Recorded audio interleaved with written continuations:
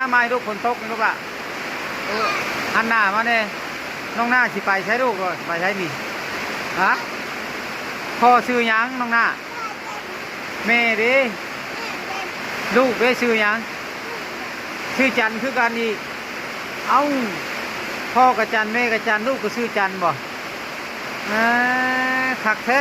ลงทางสิหูทางมาบ่ลูกฮะน้องหน้าเจ้าหลงทางเจ้าสิจักทางมาบ่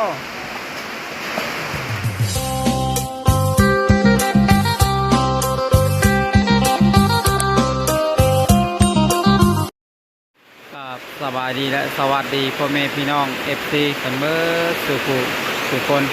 หรือว่าจะเป็น FC ทางฝั่งไทยฝั่งลาวพ่อแม่พี่น้องในต่างประเทศยินดีต้อนรับเข้าสู่ช่อง YouTube บ่าวบุญจันทร์ชาแนลอีกแล้วพ่อแม่พี่น้องเนาะโดยกลับมาพบมาพ่อกันอีกคือเก่าคือเดิมพ่อแม่พี่น้องเปิดคลิปออกมาในวันนี้พ่อแม่พี่น้องฝนตกยามมื้อเช้าพ่อแม่พี่น้องพ่อแม่พี่น้องตกอย่างรุนแรงเลยพ่อแม่พี่น้องเนาะโดยมื้อนี้ก็เป็นวันพฤหัสพ่อแม่พี่โอ้ยขออภัยพ่อแม่พี่น้อง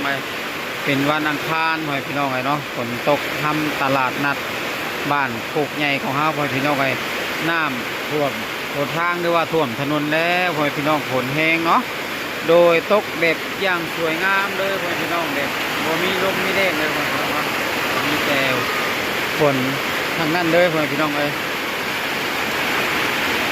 ตอนนี้ว่าวบุญจันทร์ชาแนลเนาะได้จับไก่เดี๋ยวเป็นที่เรียบร้อยเนาะแต่ยังติดฝนอยู่พ่อพี่น้องรอให้ฝนเศร้าก่อนพ่อพี่น้องจะได้นำไก่ออกไปท่องตลาดอีกเทื่อพ่อพี่น้องคุ้นหน้าพ่อพี่น้องทางกุ๊กเครื่องเกียรเนาะเวลาฝนตกกำลังไหลออกมาพ่อพี่น้องฮะ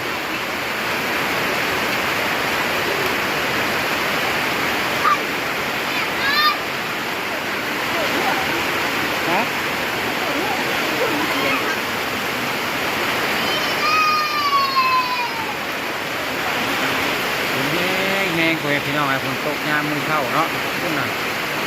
ทำบรรยากาศให้พ่อแม่พี่น้องนะครับได้ชมกันเนาะโดยถ้าพ่อแม่พี่น้องท่านใดเนาะอยู่ฝั่งไทยหรือว่าอยู่ต่างประเทศพี่น้องอยู่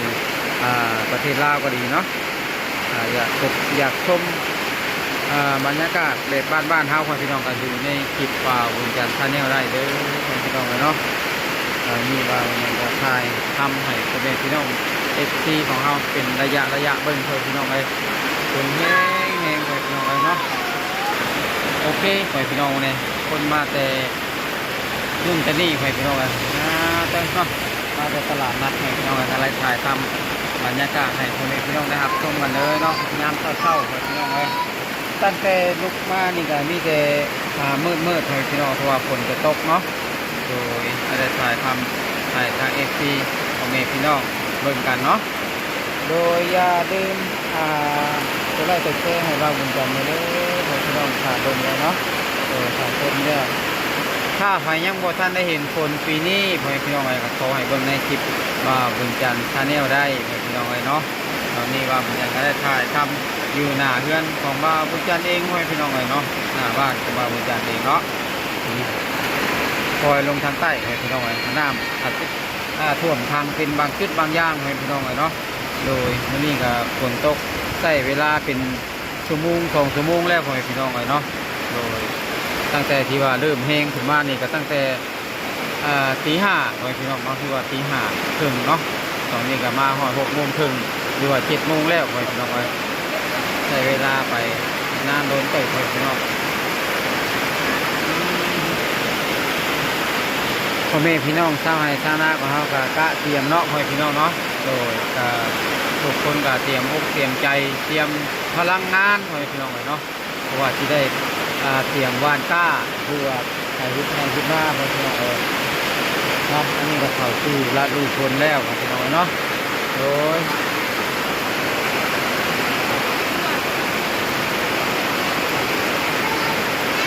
ทำให้พ่อแม่พี่น้องได้หักชมกันเนาะโดยหน้าย่าได้เพิ่นก็หาขวดเคี่ยวพี่น้องเพราะว่าทางเรือนต่างๆคนกันน้ำที่ทางพวกขยุงขยะพวกเศษถุงยางพลาสติกกลับไปอัด อัดเส้นทางที่น้ำใดอยู่พี่น้องเลยตอนนี้ทางเพื่อนของพ่อน้องคนหน้าเนาะนี่แหละพี่น้องทำร่นเข้ามาที่กันเลยพี่น้องเราเนี่ยเริ่มเข้ามาเนาะเพราะว่าทาง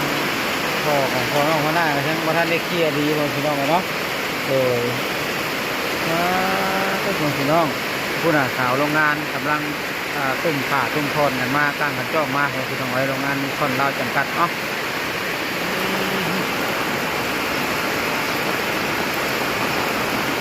ถ้าทำบรรยากาศให้พ่อแม่พี่น้องนะครับต้นมันกันเด้อพี่น้องเลยเนาะโอ้คนนี้ก็ถือว่า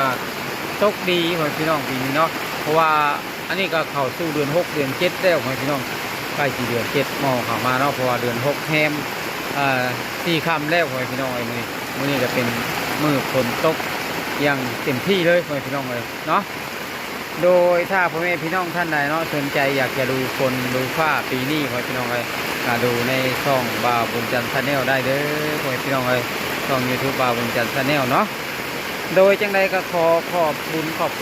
มุกขอบใจหลายๆเนาะที่ทาง FC เนาะที่คอยติดตามชมช่องบ่าวบุญจันทร์มาตลอดเนาะ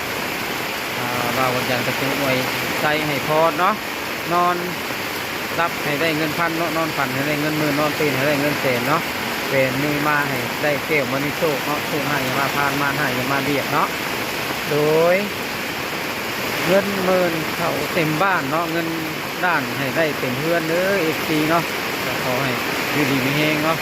ความเจ็บจะได้ความไข่อย่ามีเนาะที่แต่หน้าที่การงานของเอฟซีของเขานี่ก็ราบลื่นก็ขอให้อยู่ดีมีแหงเนาะให้ค่าขายยังก็ขอให้ได้กำไรหลายๆเด้อเอฟซีเลยเนาะตอนนี้พอน้องคนบ่าวบุญจันทร์ก็ได้หาถ่ายทำบรรยากาศทั้งคนคอยพี่น้องไปเนาะตอนนี้ก็ฝนตกแห้งหลายไปพี่น้องคุณอาพี่น้องนี่ก็เป็นเพื่อนบ่าวบุญจันทร์เองคอยพี่น้องเนาะก็มีกระซุ่มดอกไม้คอยพี่น้องไปปลูกต้นไม้ในหน้าบ้านเนาะคอยพี่น้องเนาะโดยหลอกติดบ้างคอยพี่น้องไปตอนนี้ก็ถูกฝนแล้วก็เขียวปีเลยคอยพี่น้องเนาะโดยอันนี้ก็ถือว่าแห้งคักเลยพี่น้องถ้าพ่อแม่พี่น้องท่านใดเนาะอยากจะหว่านกล้าเนาะพ่อพี่น้องมื้อนี้ก็อาจจะเป็นวันพฤหัสพี่น้องเนาะทางพอดีเลยพ่อพี่น้องใครอยากลงให้ลงหน้าก็เป็นวันจบวันงามพ่อพี่น้องหรือว่าวันสังสรรค์วันสิริมงคลที่ทำให้ทำหน้าพ่อพี่น้องเป็นวันพฤหัสก็ดีเนาะโดยได้ถ่ายทำแง่พ่อพี่น้องน้ำล้นถนนเลยพ่อพี่น้องเนาะโอ้ยแห้งคักหลายฝนเนาะบ่าวบุญจันทร์ก็ได้ถ่ายทำบรรยากาศให้เบิ่งเลยพ่อพี่น้องให้ชมเลยเนาะน้ำแบบใสขึ้นเลยพ่อพี่น้องเลยฝนแห้งคักพ่อพี่น้องอันนี้กับบรรยากาศยามเช้าเนาะบ่าวบุญจันทร์ได้ถ่ายทำให้ทาง FC ของเฮาอยู่ต่างประเทศด้วยในประเทศได้รับชมกันพ่อพี่น้องเลย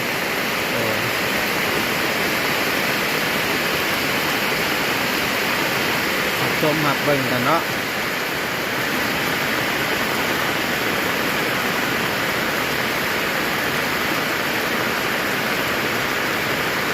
ถึงแห้งไว้พี่น้องเนี่ยน้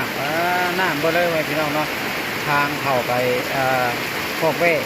บ่าวบุญจันทร์ไว้พี่น้องเลยน้ำท่วมเลยไว้พี่น้องเนาะโอ้ยตอนนี้เนาะบ่าวบุญจันทร์ก็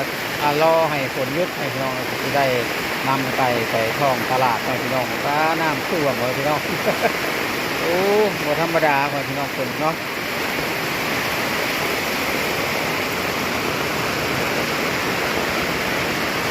ทายให้ตัวนี้พี่น้องนะครับชมกันเด้อพี่น้องเลย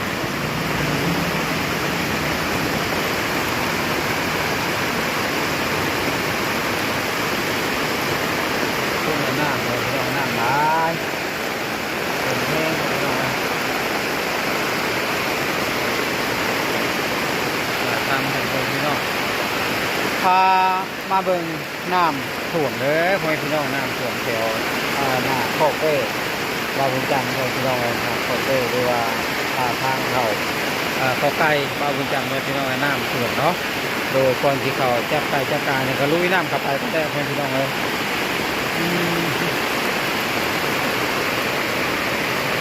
โอเคเด้อพ่อแม่พี่น้องทาง FC ของเฮาที่คอยติดตามชมช่องบาวบุญจันทร์ Channel เนาะขอบคุณอีกเทื่อหนึงพ่อแม่พี่น้องเอ้ยจังใดก็ขอให้ได้เงินล้านเต็มเรือนเนาะเดี๋ยวถ่ายให้พ่อแม่พี่น้องได้รับชมกันเนาะได้เงินเต็มบ้านเนาะได้เงินล้านเต็มเพื่อนพ่อแม่พี่น้องเลยเนาะก็ขอให้นอนรับฝันดีเด้อ FC เนาะนี่ก็ได้ถ่ายทำคนให้รับชมแล้วพ่อแม่พี่น้องเลยตรงนี้ก็เปียกนี่วันนี้อากาศฝนตกพ่อแม่พี่น้องเลยแห้งพ่อแม่พี่น้องเลยทางบ้านโคกใหญ่ของเราเนาะโดยมื้อนี้เนาะหน้าสิตกทั้งวันพ่อแม่พี่น้องเลยตั้งแต่เช้ามานี่ก็โดนนานกันพอสมควรพ่อแม่พี่น้องน้ำท่วมทะลุทะลักไปแล้วพ่อแม่พี่น้องเลยเนาะน้ำเต็มห้วยเต็มห้องน่าจะทั่วถึงบ้านเลยพ่อแม่พี่น้องเลยเนาะโดยจังใดก็ขอให้ชาวนาเตรียมอุปกรณ์ต่างๆพ่อแม่พี่น้องหรือว่าเตรียมกายหรือว่าเตรียมพลังงานพ่อแม่พี่น้องเข้าสู่กับละลูฝนหรือว่าเข้าสู่กับทำให้ทำนาพ่อแม่พี่น้องเลยเนาะโดยจังใดก็ขอน้องขอหน้าบาวบุญจันทร์เนาะอาจจะได้จบคลิปไว้สำนี้ก่อนพ่อแม่พี่น้องคอยเจอกันในคลิปหน้าเด้อพ่อแม่พี่น้องนี่บาวบุญจันทร์เด้อพ่อแม่พี่น้องเนาะโดยว่าผิดพลาดประการใดก็ขอโทษขออภัยกล่าวคำว่าสบายดี